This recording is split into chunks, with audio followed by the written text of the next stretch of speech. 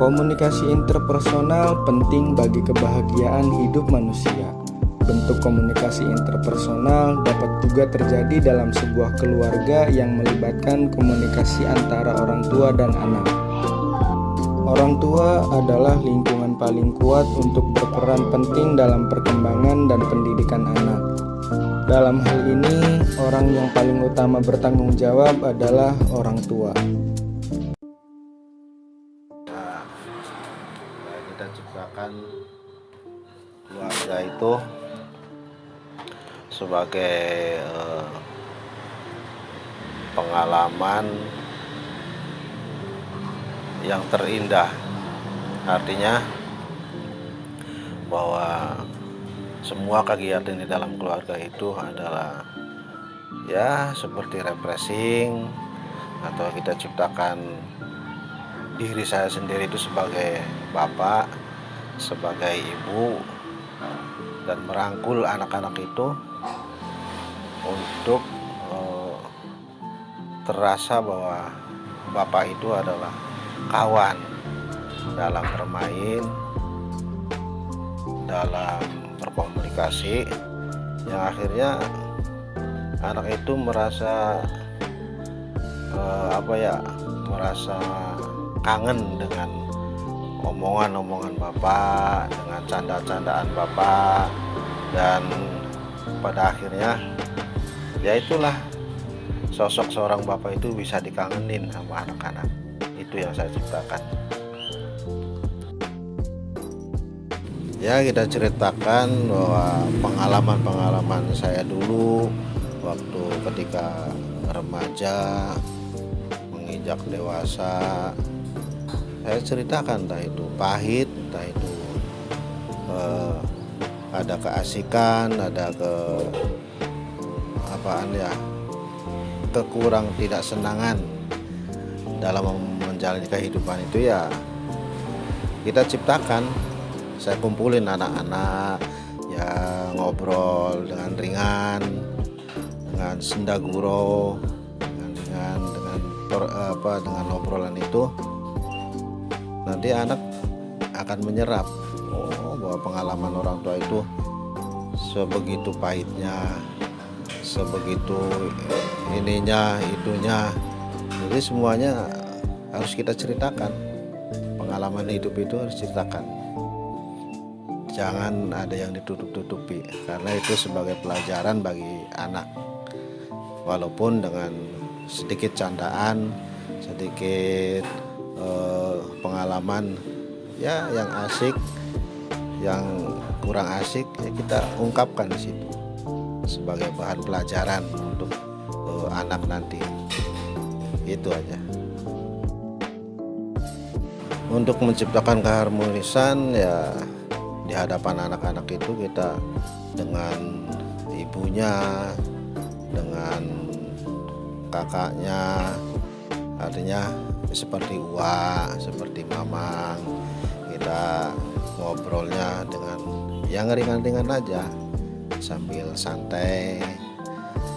Dan terus lebih khususnya kalau bapak dan ibunya itu di hadapan anak itu harus ya tunjukkan yang seharmonis mungkin, tidak menunjukkan hal-hal yang dinilainya kurang positif, lagi ada masalah apa gitu.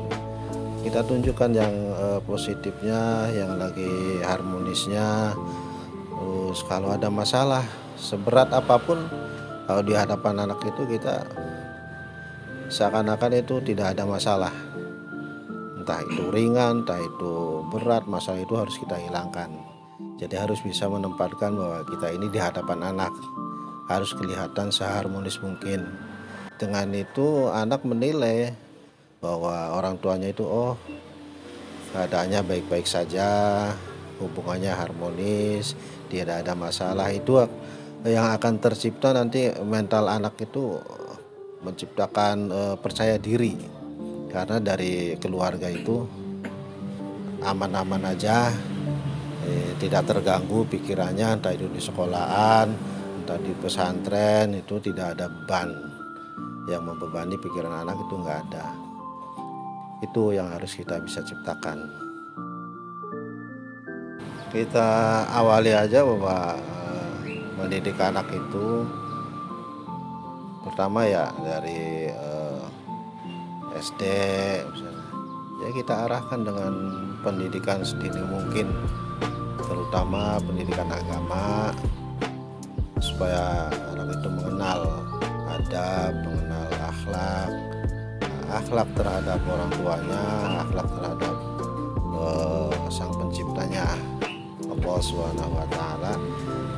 Jadi pertanggungan jawab itu anak nanti ada bertanggung jawab kepada Allah, ada bertanggung jawab kepada orang tuanya. Setelah lulus dari SD, kita arahkan,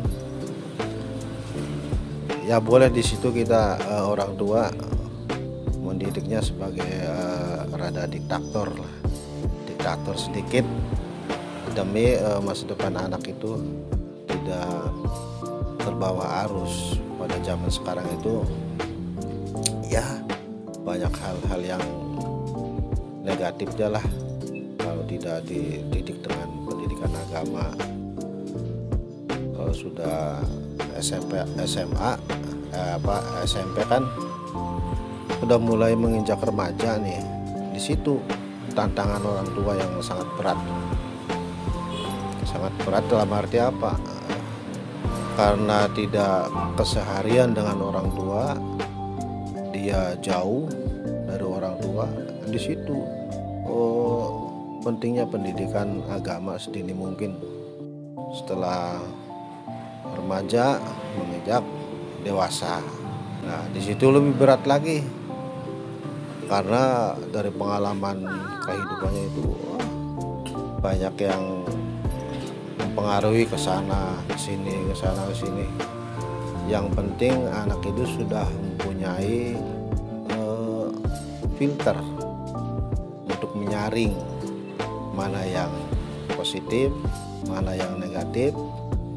Nah, itu nanti anak akan kelihatan, dari filter itu akan kelihatan supaya tidak terbawa arus. Nah, di situ meskipun sudah dewasa, tetap orang tua mengkontrol keseharian anak itu walaupun sudah dewasa, karena dia belum berkeluarga. Meskipun sudah menginjak dewasa, tetap peran orang tua mengontrol, entah itu di rumah, entah itu di luar rumah. Itu yang lebih asiknya mengontrol dengan cara yang ringan tapi mengena sama anaknya itu.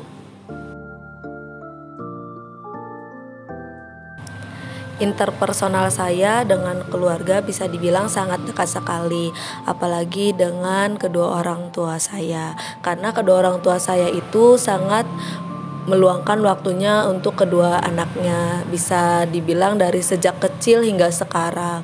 Dari kecil pun seperti meluangkan waktu untuk bermain bersama, menonton TV bersama, makan bersama, itu sudah dilakukan sejak kecil.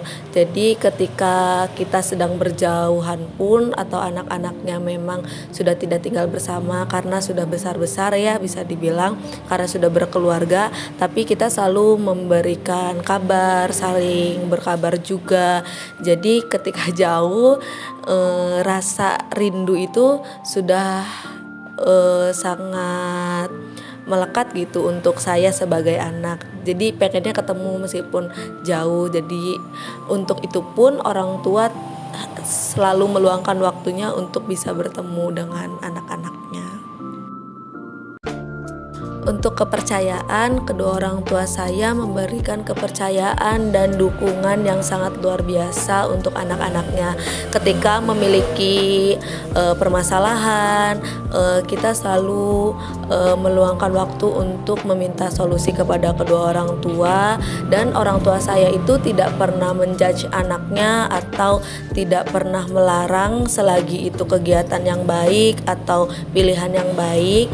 Jadi ketika kita bercerita ingin mengambil keputusan yang bagaimana, kedua orang tua hanya bisa memberi solusi dan pilihan karena anak-anaknya sudah dewasa.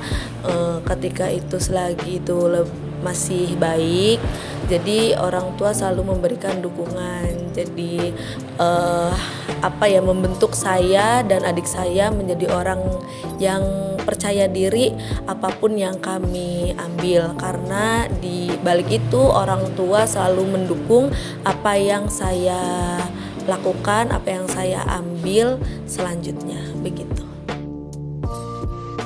Untuk kenyamanan di rumah luar biasa nyaman sekali, karena kedua orang tua saya itu sangat pintar dan cerdas untuk menyembunyikan masalahnya. Dari sejak saya kecil sampai besar pun saya tidak pernah melihat kedua orang tua saya bertengkar atau beradu argumen di depan anak-anaknya. Itu menjadikan saya sebagai anak pun merasa keluarga saya itu luar biasa aman, nyaman. Jadi ketika maupun bercerita itu bisa dibilang luar biasa nyaman. Terus karena ada kegiatan makan bersama, pokoknya banyak kegiatan yang dilakukan bersama dengan keluarga, menjadikan kita sebagai anak itu luar biasa nyaman sekali di rumah.